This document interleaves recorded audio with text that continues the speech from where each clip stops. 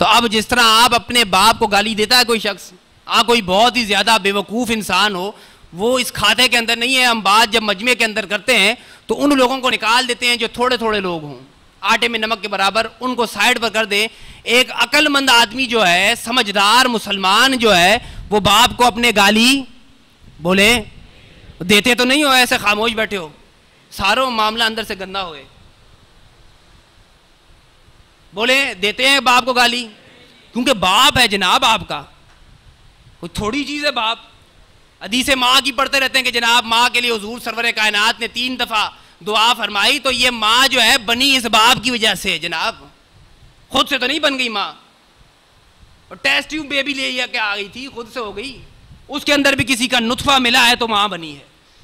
ماں کی فضیلت ہے، 3 دفعہ سرور کائنات نے فضیلت، لیکن ماں یہ کوئی قدرتی طور پہ تو نہیں بن گئی ہے، یہ اس باپ کی وجہ سے بنی ہے، تو اس باپ کی بھی فضیلت ہے. تو باپ کو کوئی عقل مند انسان گالی نہیں دیتا، سگے باپ کو. تو اس طرح یہ آپ کا باپ ہے جناب، آپ کا سسر. تو جو عقل مند آدمی ہے وہ نہ اپنے باپ کو دیتا ہے، نہ سسر کو دیتا ہے، اور نہ اپنے استاد کو دیتا ہے. اب جو آدمی عقل سے پاگل ہو، عقل ہی کوئی نہیں ہو جناب، وہ پہلے کیا کرتا ہے، پہلے استاد کو دیتا ہے، پھر سسر کو دیتا ہے، پھر زیادہ معاملہ بڑھتا ہے، اسٹیج بڑھ جاتا ہے تو باپ کو بھی دیتا ہے. اللہ تبارک تعالیٰ ایسے مسلمانوں سے انسانوں کو بچائے.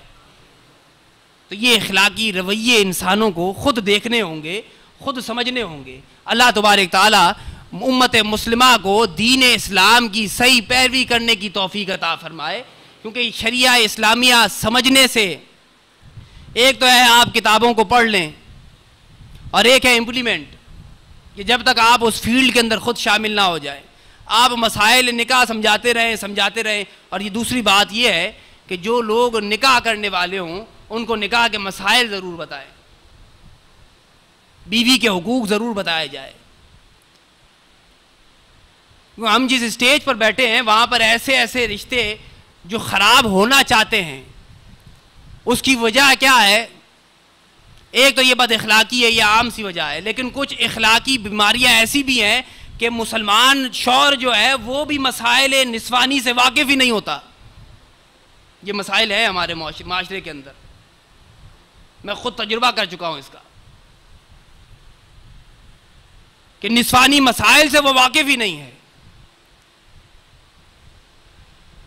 یہ اتنی بڑی ذمہ داری مسلمانوں کی، اس لیے یہاں پر نکاح والے آتے ہیں جناب، لے پالک بچے لے کر آتے ہیں. لے پالک جناب، بڑی محبت ہوئی، بچہ کسی کا اٹھا کر پال لیا، شناختی کارڈ میں باپ کا نام نکالا، اس باپ جس نے پالا ہے اس کا نام ڈال دیا.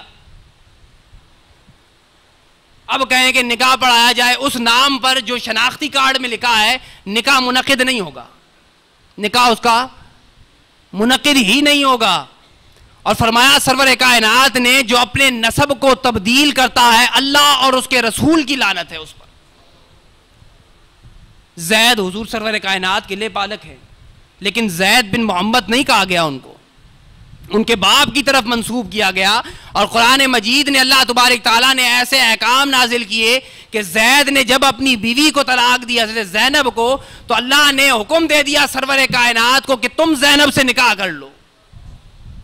تمہاری لے پالک بیٹا ہے نا، یہ زید لے پالک ہے، تم نے پالا تھا اسے، تاکہ کبھی انسانی ذہن کے اندر یہ خیال ہی پیدا نہ ہو کہ یہ لے پالک اولاد جو ہے، پالی ہوئی اولاد، یہ تمہاری کوئی اصل نسب نہیں ہے. اصل وہی ہے کہ جس کا تو نطفہ ہے، اصل وہی ہے. ہاں اگر رضائی ہو جائے وہ الگ چیز ہے، کہ دودھ پلا دیا، اس کی بھی ایک مدت رضاعت ہے 2 سال، اس کے اوپر اگر کسی نے پلایا تو کوئی رضاعت ثابت نہیں ہوتی. ہمارے یہاں پر ہے کہ جناب ولی نہیں ہے، نکاح کے بغیر ہی جناب ولی کے بغیر ہی نکاح پڑھا دیں، باپ نہیں شامل ہوتا نکاح کے اندر. اب ان اگر شادیوں کے اندر باپ کو راضی نہ کر سکے اولاد تو پھر کب کرے گی؟ میت پر کرے گی.